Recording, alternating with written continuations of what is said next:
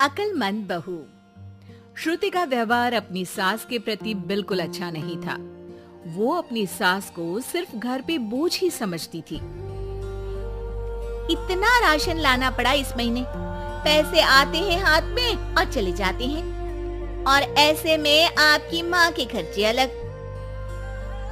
ऐसा कितना खर्चा करवा देती है माँ, हैं? और वैसे भी तुम तो कमा नहीं रही हो ना। आखिर तुमने बोल ही दिया ना कि मैं पैसे नहीं कमा रही हूँ। दिखा ही दी मुझे मेरी औकात, जताई ही दिया ना कि मैं किसी काम में नहीं आती हूँ। अरे तुम गलत समझ रही हो। मेरा कहने का मतलब था कि तुम हर बात का इल्जाम माँ पर मत लगाया करो ना। तभी बगल के कमरे से माँ आ जाती है। अरे बेटा, इतना तेज बोल के मत लड़ो, बाहर वाले सुन लेंगे। माँ जी, सुनने दीजिए उनको भी। उन्हें भी तो पता चले कि आपकी वजह से घर में पति पत्नियों के बीच में कैसी लड़ाइयाँ होती हैं।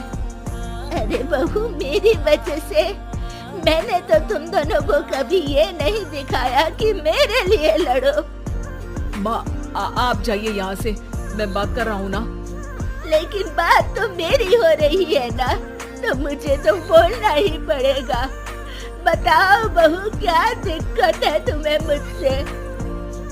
अरे घर छोटा है, जगह कम है, यश की तनख्वाह भी तो लाखों में नहीं है। अब आपका एक्स्ट्रा खर्चा उठाना मुश्किल हो रहा है माँ जी। आप यश के छोटे भाई के यहाँ चले जाइए ना कुछ महीने। एक्स्ट्रा खर्चा? अरे माँ है मेरी, हमने किसी को पनाह थोड़ी ना दी है। एक्स्ट्रा खर्चा क्या होता है? जब हमको चाइनीज खाना होता है तो माँ के लिए भी सूप मंगवाना पड़ता है, ये एक्स्ट्रा खर्चा है। घर की ईएमआई के साथ माँ की दवाई की भी चिंता करनी पड़ती है, ये भी एक्स्ट्रा खर्चा है। माँ को रोज कोई ना कोई बीमारी होती रहती है। इसी डर से हम कार नहीं खरीद रहे कि हॉस्पिटल में पैसे लग गए तो कहाँ से आएंगे। और खाने पीने कपड़े इधर उधर के खर्चे तो जोड़ भी नहीं रही हूँ मैं। अरे ये सब तो मैंने यश के लिए भी किया है, मैंने तो ऐसे उंगलियों पे हिसाब नहीं रखा। लो, आपने भी जता दिया ना। अरे आप थोड़े दिन किसी रिश्तेदार के यहाँ क्यों नहीं चली जाती? खर्चा भी बचेगा और घर में शांति भी रहेगी। यश श्रुति की ये बात सुन के गुस्से से आग बबूला हो जाता है। चुप हो जाओ श्रुति, बहुत हो गया तुम्हारा। मेरी माँ है वो, और उनका अधिकार इस घर पे हम दोनों से भी ज्यादा है। और खर्चे बचाने की इतनी ही पड़ी है तो तुम खुद क्यों नहीं चली जाती अपने मायके? घर में शांति तो तुम्हारे जाने से भी हो सकती है। श्रुति ने ये नहीं सोचा था कि यश कभी उससे इतनी तेज आवाज में इस तरह से बात करेगा। अपनी सास के सामने यश ने उससे इतनी बेरुखी से बर्ताव किया कि श्रुति ने सोच लिया कि वो अब अपने मायके चली ही जाएगी। अगले दिन जब यश ऑफिस गया हुआ था, उस वक्त श्रुति वहां से मायके चली गई। माँ, कैसी हो? अरे बहू के राज में जी रही हूँ बेटा, अच्छी हूँ। तू बता, अचानक कैसे आ गई? अरे सास से खिटपिट हो गई। मैं थोड़ी देर वहाँ नहीं रहूंगी घर में तो अकल ठिकाने पे आ जाएगी उनकी। हाँ हाँ, जितना रुकना है रुको, आप ही का तो घर है। अरे भाभी कैसी हो? दिखी ही नहीं तब से। आपकी माँ के लिए दवाई खरीदनी थी तो लेने गई थी। माँ, तबीयत ठीक नहीं है क्या? अरे बेटा, बुढ़ापा है, बीमारी तो आनी ही है। अरे पर आप तो एकदम तंदुरुस्त रहती थी, आपको कैसे कुछ हो सकता है? आप खुश तो हो ना माँ? ये क्या बात हुई? खुशी तो रखते हैं, कोई रुलाती थोड़ी ना है आपकी माँ को। हाँ बेटा, खुशी हूँ। माँ ये कहते हुए जरा भी खुश नहीं थी। थोड़े दिन श्रुति वहाँ रुकती है। एक दिन जब वो अपने भाई के साथ बाहर से कुछ सामान लेकर कार में आ रही होती है, तभी भाई पूछता है, कब जाने का प्लान है? अरे भैया, अभी तो आई हूँ। हाँ हाँ, वो तेरी भाभी पूछ रही थी कि कब जाने वाली हो। मतलब जाने से पहले बता दोगी तो अच्छा रहेगा, हम तैयार रहेंगे। एकदम जाओगी तो बुरा लगेगा ना।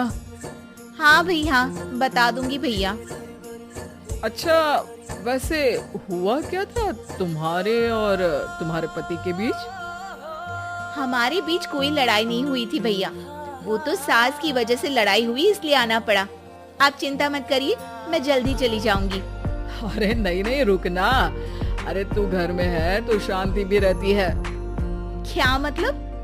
अरे मत पूछ श्रुति, आए दिन माँ और तेरी भाभी में नोक झोंक चलती ही रहती है। तेरी भाभी का कहना है कि माँ का खर्चा बहुत होता जा रहा है घर में। अब माँ की क्या गलती है? बीमारी किसी से पूछ के थोड़ी ना आती है।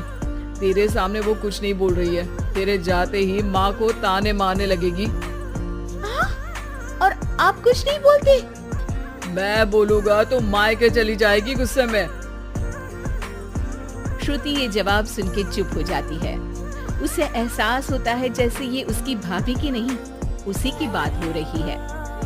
पर भैया, आपकी तो इतनी अच्छी जॉब है, पैसों की कोई दिक्कत नहीं है, फिर भाभी को क्या दिक्कत है?